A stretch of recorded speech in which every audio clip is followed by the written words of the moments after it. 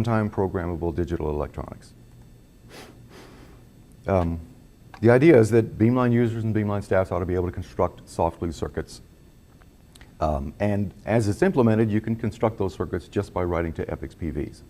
And that turns out to be actually handy because that means that you can store those circuits in a text file. You can email them to somebody.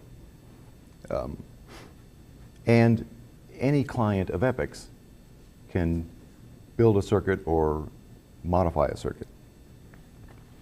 But another thing that SoftGlue does is it provides throttled user control over how hardware interrupts are generated.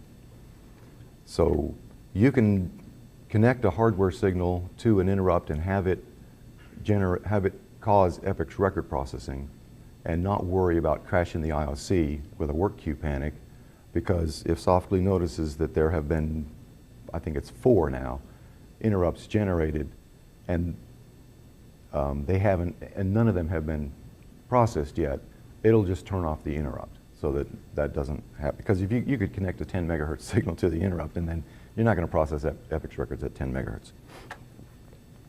So SoftGlue circuits can also be auto-saved and restored, which is a good thing. So right, you reboot the crate, the circuit comes right back. And they can be managed by config menu, as I'll show you. So all this happens because we have a digital I/O module that has an FPGA in it. And Kurt put a bunch of stuff inside the FPGA that gives us a collection of different kinds of circuit elements, the kinds of things that used to be in TTL electronics, like flip-flops, and I'll show you some of those.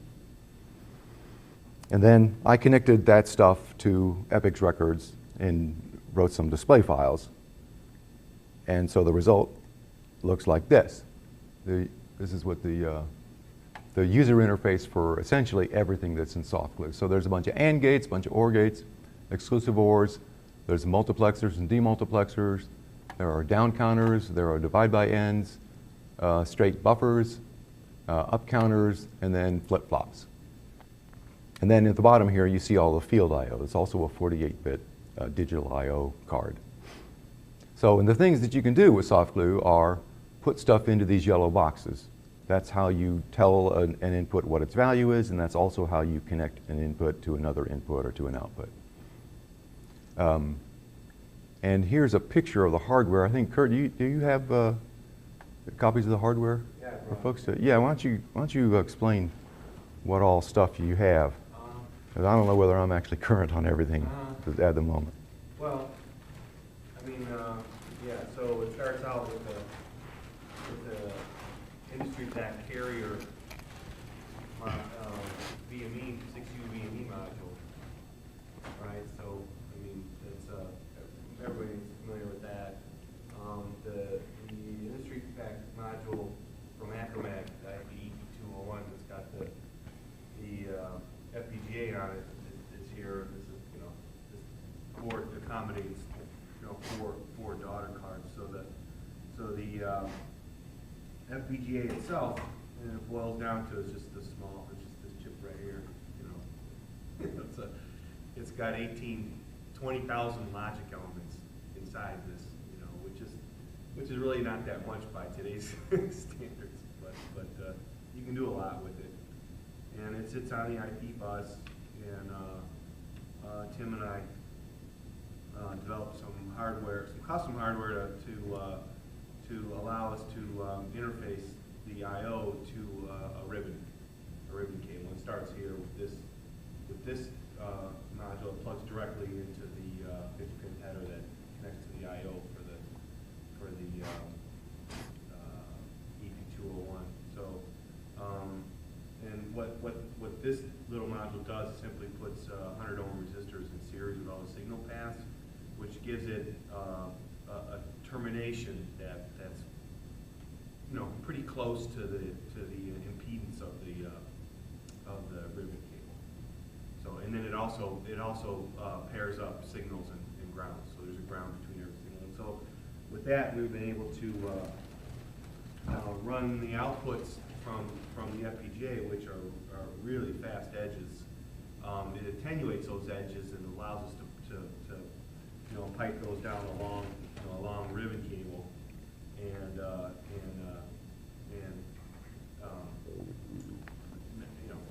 without crosstalk and noise immunity, which has been great, because without this, you really, I have to say, you could still use this thing, but you have to have a very short ribbon cable if you're like, say, if you're just going to go to screw terminals.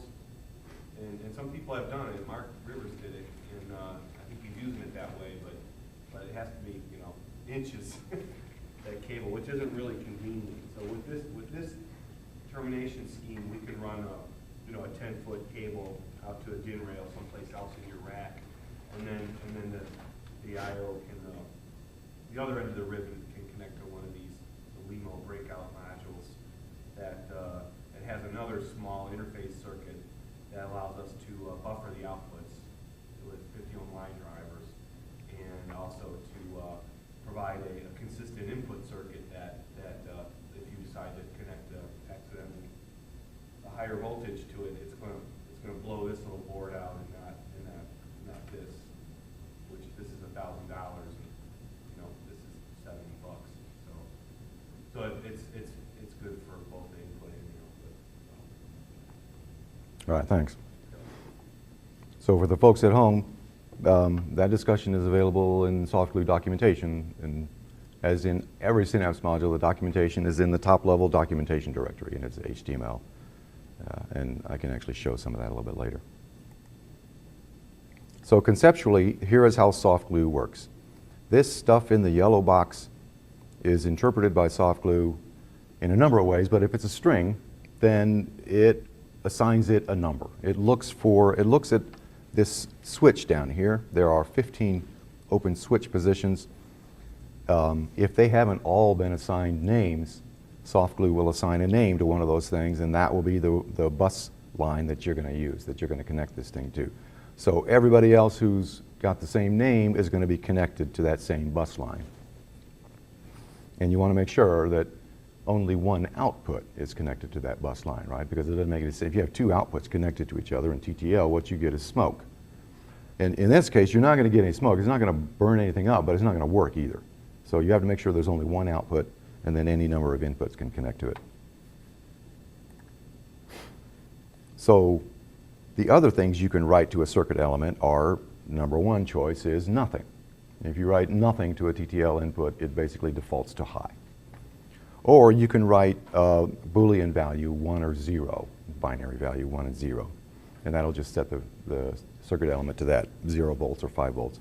Or you can put an exclamation point after those values, and that will give you a pulse.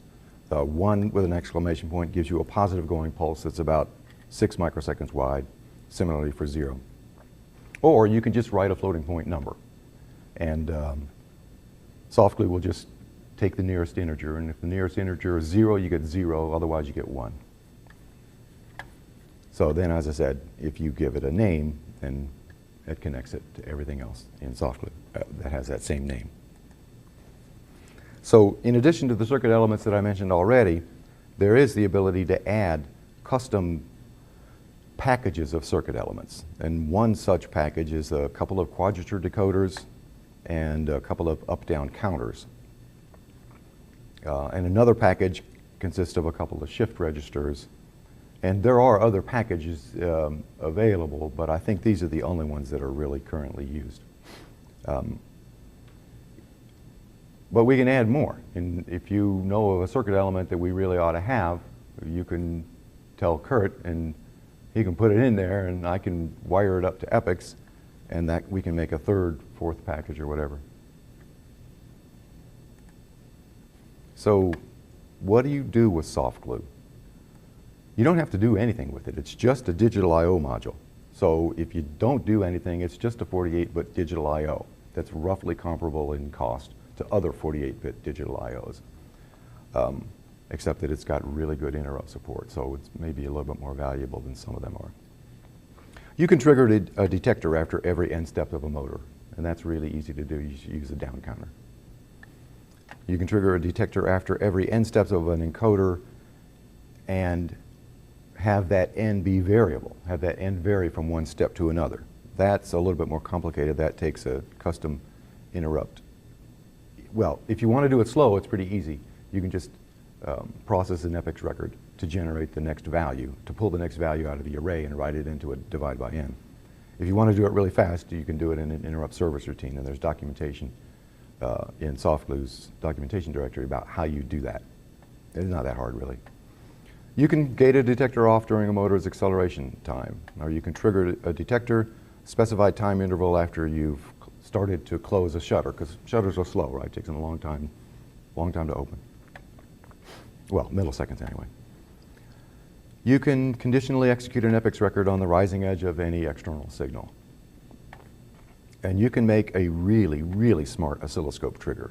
I had quite a lot of fun with this when I was trying to diagnose some trouble that wasn't always happening. It only happened when there was epoch PV had a certain value and certain other signals had made certain other changes in the right order. You can have that kind of an oscilloscope trigger in SoftGlue, and I think that's worth the price of admission all by itself, to tell you the truth. You can cause an epoch database to wait for a time period that's other than the time periods that it normally is able to wait, which is a specified number of clock ticks, which 60 hertz clock on VxWorks. You can count encoder pulses, you can convert them into up-down pulses for use with a multi-channel scaler. So a lot of this stuff is really good for fly scans, for hardware fly scans. You can send and receive a bit stream from external hardware. And this is the use for that extra piece, the shift register that I showed you. Or you can just latch the value of an external signal. So it's handy for a lot of different things. There are documented example circuits. Pete Jamian showed us how to do this. And so now this is, I forget the Sphinx? So this documentation is all in Sphinx. And these are actually links. I could go straight there, but I'm afraid I might break something. Anyway, these are the documented circuits. So field I/O, here's a close-up on field I/O where you can see how the processing of an epoch record can be triggered by an interrupt. The way you do it is this is just a regular old link, regular old epoch output link. And this menu here allows you to choose when that record should be processed, either never, or on a rising edge of a signal, or on the falling edge of the signal, or on both edges of the signal.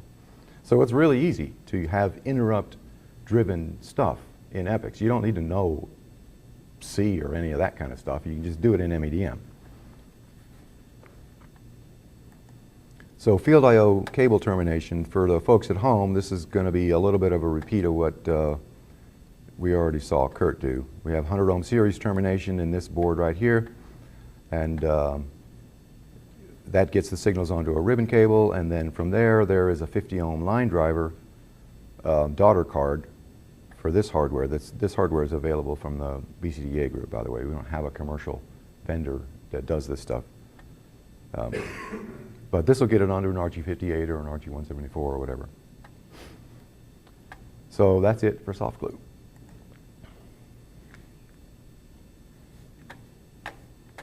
Oh, any questions before I blow this thing away? Can you go more about discuss the interrupt throttle? Is that an on-off? I mean, once it sees 4 interrupts, it turns off the interrupts. And then Oh yes, thank you. I should have. Yeah. So after it sees 4 interrupts that haven't been serviced, it turns this PV here to none. And it circles it with a little red box, so you know that's what happened, right? And you can set it back, and it'll try again, but right? it's a switch, it turns it off, and the user has to go in so that he knows Yeah. that he's driving this thing too hard. Right? Yeah, yeah. So, yeah, I don't know if I think I'll be able to show you that. Oh, and by the way, this is not just for signals that come in from outside. A signal that SoftGlue generates itself can also generate interrupts, because those signals are going to go to an output pin, but those output pins are just rerouted to inputs, which are unused if those are outputs, right?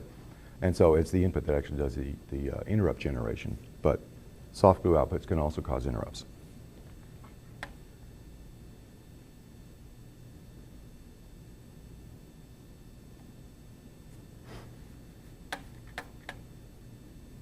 Oh, and the other thing is that you can have more than 4. You have to understand ASIN in order to be able to expand the queue, because this just uses an ASIN interrupt queue. And that queue by default is like got 10 elements in it. So I just arbitrarily chose 4 because I didn't want to overrun anything.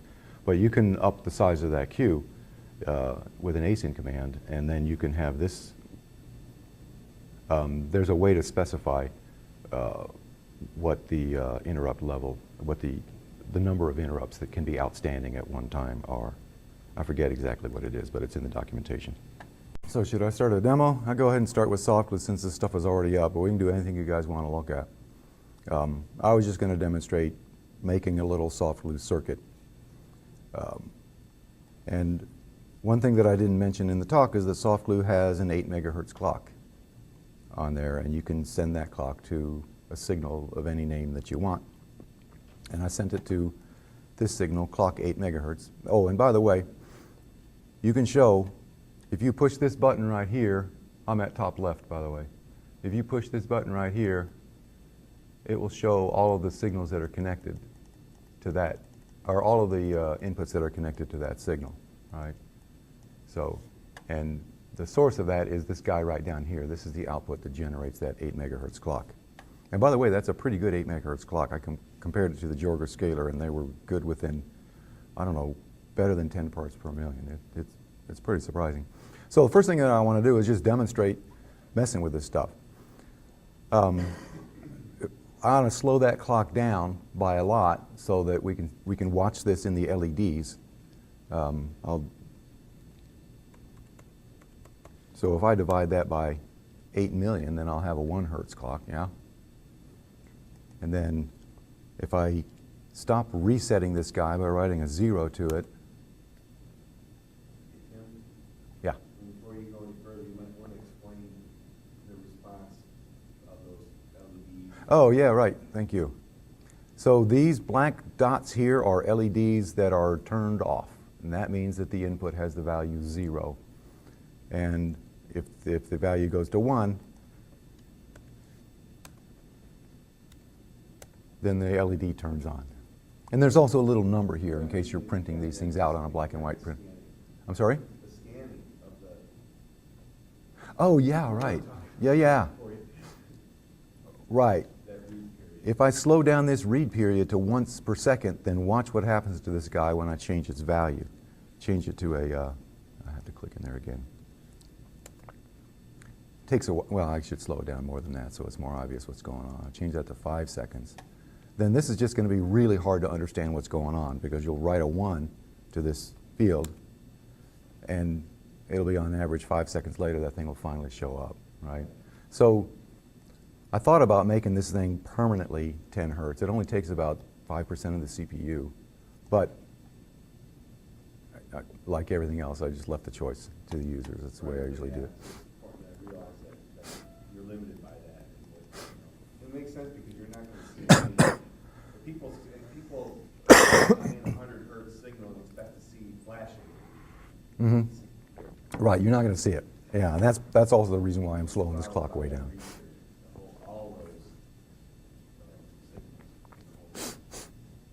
All right, so this divide by n is already actually operating. What it's doing, it's taking an 8 megahertz signal and it's dividing it by 8 million, and this output is flashing once a second, but you can't see it because the flash only lasts 125 nanoseconds, right?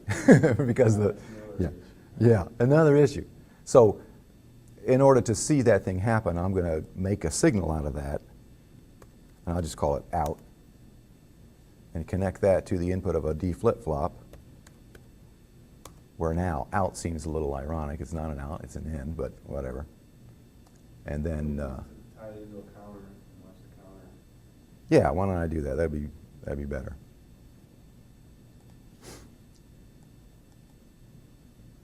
I'm already using the counters. Yeah, let me get rid of this circuit. No, I don't want to do that. It'll clear everybody. Yeah, I can just use one of these counters. I'll just trash this guy and write my own stuff. I'll be able to get it back.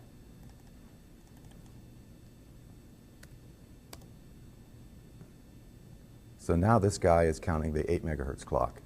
But I can tell it to count my clock by wiring my clock into it like this. And if I want to clear this guy, I can clear it with a 1, or more likely, clear it with a 1 with an exclamation point, and that's every time I hit return in this field, it'll clear the counter. So you can see that this thing really is dividing by 8 million. Well, actually you can't, because you don't know that this 8 megahertz clock is really an 8 megahertz clock.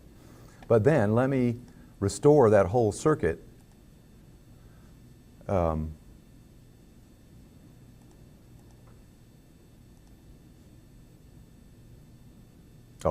wrong IOC.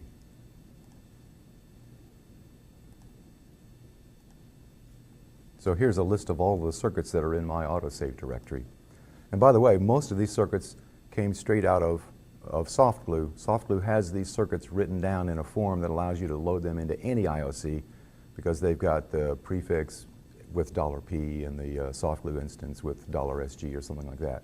So that's a difference between the autosave save file and the autosave config, or the config menu's CFG file. They're the same format, but the CFG file can handle macro substitution.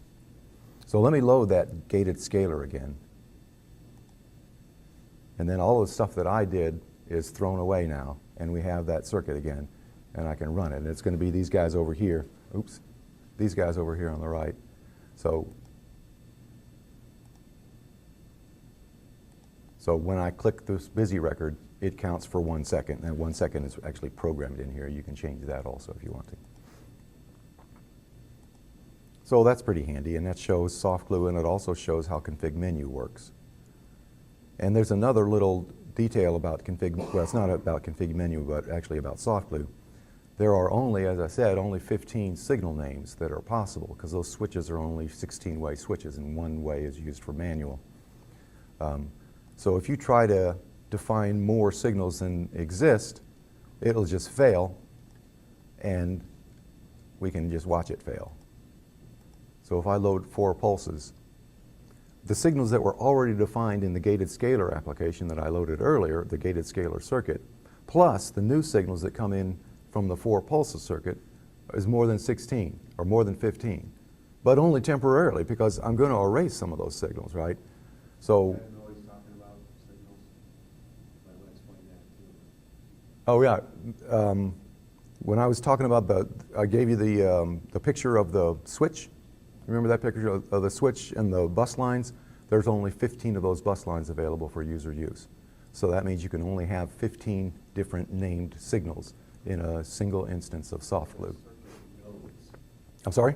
Those are nodes in the circuit, basically. Right. So I mean, it's a limiting factor based on how complex you want to make your circuit. But it doesn't limit you from, like, say, fanning out a signal. Right. Whenever you designate a new name in there as a place in the circuit where it branches off, then that takes up another signal. Right. And it's tempting at first to think of those as wires, because if they only connect an input to an output, then it is equivalent to a wire. But that output can be connected to 30 inputs. And that doesn't use another signal name. They just all connect to that same bus line, right?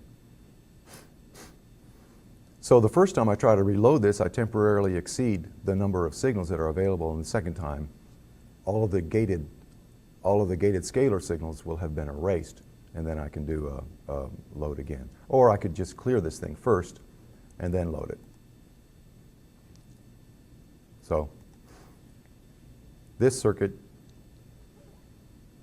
which you can't really see, this circuit just does 4 it's basically a gate and delay generator, a 4-channel gate and delay generator. You can say, after the trigger signal comes, I'm going to wait a specified time, and I want to turn this signal on, and then I'm going to wait another specified time, turn this signal off. And then there's 3 other signals with those same choices you can make. So this is with 125 nanosecond resolution. To refer to any of your hardware, hard I/O, you have to use one of your signal names? Yeah, if you want to get anything out onto a wire, you have to use up a signal name to do that. But you can still use that signal name in other places in the circuit also. So is there anything else that I should describe about SoftGlue before I move on to demonstrating other stuff?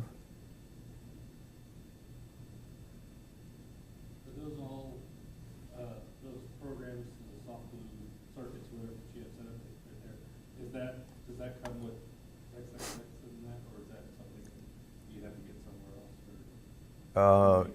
No, it comes in SoftGlue. SoftGlue has an IOC directory that actually is never used, but you have to copy those from the SoftGlue IOC directory into your autosave directory.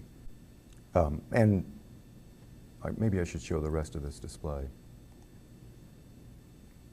Well, I can't show the rest of this display because it's too big. But you can at least see the permit save. If you don't want users to mess with your circuits, you can turn this off. And also, when you're loading config menu, one of the requirements to be able to save is that you've loaded a manual set. You have a create manual set and you give it the name, and that name has to contain the config menu instance name. If you don't do that, then it's impossible for anybody to save, and you don't have to worry about telling them that they can't or hiding this button from them. There's no way for it to happen because it requires a request file. Okay, so I think that's enough SoftGlue for now.